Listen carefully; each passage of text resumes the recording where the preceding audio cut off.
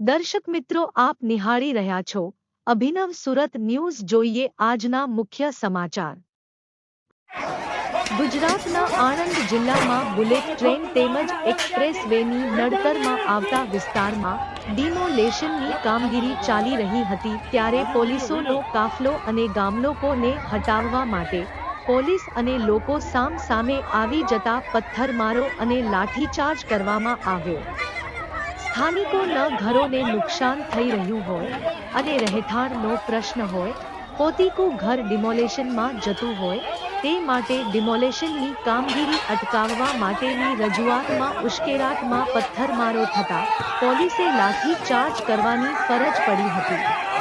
Bureau report Abhinav Surat. Editor Prakash Patel.